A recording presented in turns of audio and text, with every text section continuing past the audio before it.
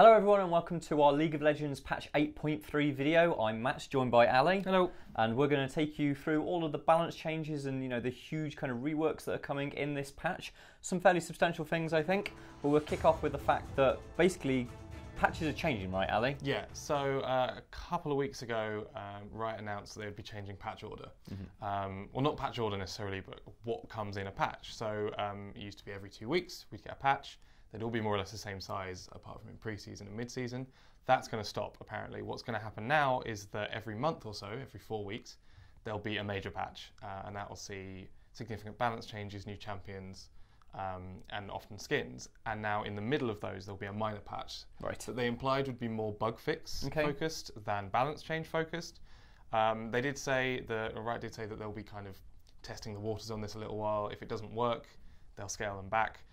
But this is kind of the first major patch of the new system, and then kind of 8.4 should be a more minor patch.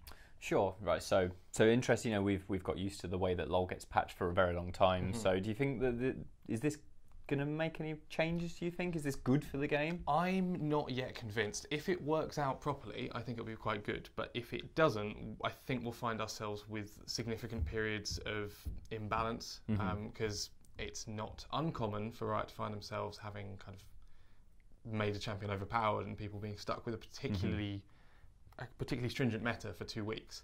They did say they'll be hotfixing more and they'll be kind of stepping in to make the changes, but I do worry potentially that we'll find ourselves stuck with kind of overpowered champions for 4 weeks instead of 2, and I don't think that's necessarily a good thing for the game. Yeah, it sounds like, especially the way that the meta is so hinged in a game like LoL, right? You kind of don't want to have to worry too much about that. So those are the huge changes that are coming to the way that the game is patched, but the bigger change of 8.3, arguably like the headline change, right, is that we've got a completely reworked champion. Explain to me what's going on with Swain. So Swain's getting one of these full reworks that they've previously done on Galio and Taric. He's going to still be recognisable to people who've played him before. He's this big bird man, at least when his ultimate's going. But as I say, the rest of him is changing quite significantly. So the most complicated changes, which we'll try and get out of the way first, are to his W and to his ultimate. His W, if he hits an enemy champion with, he now gains a soul fragment, and he can hold up to 5 soul fragments. Then when he casts his ult, he becomes the kind of life-drainy, life-stealy bird man that he always was. And when he has healed a certain amount from his ultimate, he will gain a second ultimate, as it were. So he heals, and once he's healed for, I think it's 150 health, 300 health, and then 400 health, depending on the rank of your ultimate, he can cast a second ability called Demon Flare, which is a big AoE burst damage. And you do more damage on Demon Flare if you have more soul fragments. Right, okay, so sure. So collecting those is the key to making sure that your ult is as ultimate as it sort of suggests, right? So yeah, that's a complicated thing to kind of explain. Sure, and it seems to be something that League tends to float in the direction of these days. A little bit, it's getting a bit more complicated. The other 2 abilities, thankfully, are slightly more simple. His Q is quite similar to Ash's volley, so he just fires out 5 bolts in a line, not in a line, in a fan. And his E, which previously was a root, is now similar to Ari's Q, where he'll fire something out and be able to call it back. Sure. The first thing it hits on its way back will be rooted, and then he can drag himself closer to a rooted target. Right, so it still has the spirit of the original ability, but is kind of a more advanced, kind of more arguably kind of versatile manner that you can use in various different encounters. Yeah, exactly, and he'll be able to use it. Kind of, he has lost some of his hard, reliable CC, but he'll be able to capitalise on other players' CCs, so that'll be interesting for him.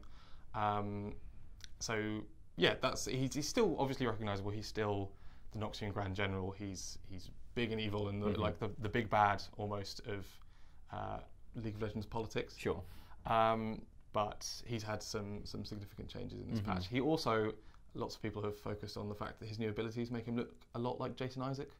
Nice. As Hello Malfoy. To Jason Isaac.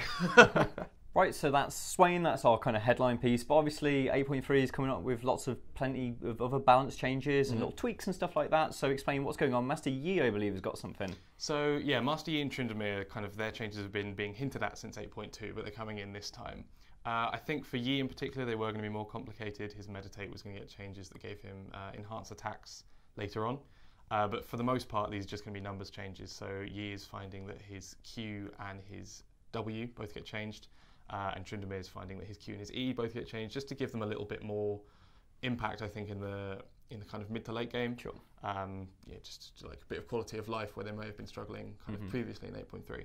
The biggest change balance-wise, other than Swain, obviously, is probably to Rengar. Okay. As someone who doesn't play a lot of Rengar, these are complicated changes to figure out, but a lot of them are going to be based on his Q and kind of the attack timings around that, and the way in which his ultimate reacts with his passive, which gives him ferocity, which empowers all of his abilities. Okay. And he can do that. Other than that, there's quite a significant change to Rise coming in. I'm not sure whether they're gonna bring this to live, but they have been. We've been talking about whether or not they'll do it. But basically, Rise players will know that they can cast Zhonya's during his ultimate, and that's a safe escape, no matter what you do. So you go into stasis, you're untargetable, and his ultimate teleports him away. Riot are floating the idea that now, if you cast Zhonya's or Stopwatch during Rise's ult channel, it will cancel it, so you'll just be stood there stuck. Right, basically. okay. Your ultimate will stop channeling, and as soon as you come out of stasis, everyone will just get you. So that's quite a significant change for that, but they're not sure they're going to bring it in because Rise players are very unhappy with it. He's not particularly mobile. He's kind of quite quick and has some good CC, but he doesn't necessarily have the ability to get out of a tricky situation. So we'll see whether they bring that in. And finally, on balance changes, other than kind of the other various tweaks, more or less every champion in the game is getting a slight tweak to health regen. Riot have said that these are primarily just to kind of round out the numbers and won't have any major impact on gameplay. Obviously, they will affect tanks possibly more than ADCs and... so is this a blanket change that's going to everyone, or does everybody have their own unique tweak? Everyone has their own unique tweak. You can see a full list. They're not on the patch notes post on the website. They won't be kind of expressed in the same way as everybody, but there's literally just a list that says the changes that are being made. Sure, and you can find that at PCGamesN.com. Yep. Right, and that brings us on to skins, because they are the thing that everybody wants, right? The lifeblood of League of Legends. I know, right? And it's of so many games, but League of Legends particularly good at them. Anyway, obviously we're looking at events. You know, we've got things like the Chinese New Year coming on. We've got Valentine's Day. So explain what are Riot doing? So these are actually skins that were floated on last time's PBE, but they said they won't be coming out to give the people working on them time to actually enjoy the holidays they're celebrating. So we have mentioned these before, but there'll be kind of full footage of them here. So there's 3 Chinese New Year skins. Nasus and Warwick are getting Lunar Revel skins to celebrate the Year of the Dog. Of course. And for some reason, Lux is getting another new skin. I'm not entirely sure why. Lux has got some amazing skins to begin with. She is a lucky lady. Yes, she's already got Elementalist Lux and Star Guardian Lux, which are 2 really popular skins. And she's got a lot of skins anyway, so I'm not entirely sure why they felt the need to put them in here as well. But there you go, that's what we've got. Developer's pet, right? Yeah. And we've also got Sweetheart Xayah and Sweetheart Rakan. So these were kind of these 2 champions released together. They're splash arts. They're their previous splash arts. They share, and they're sharing this one as well. So that's to celebrate Valentine's Day. So that's all the new skins coming out. Obviously, Swain's got all of his skins reworked. So he's got new visual appearances and new splash arts. And then finally, Cho'Gath, while not a skin, is getting a visual update on all his spells. Nice. So his model might change sometime in the future. They haven't got around to that this time around. But yeah, all of his spells are getting new visual effects in this patch. Nice. Well, that's everything we've got to say about patch 8.3. Hopefully you like the look of things that are coming. Why not tell us in the comments what you feel? You know, are these things perhaps not for you, or are you really looking forward to a specific thing? But until next time, please do like, subscribe, good luck, and have fun.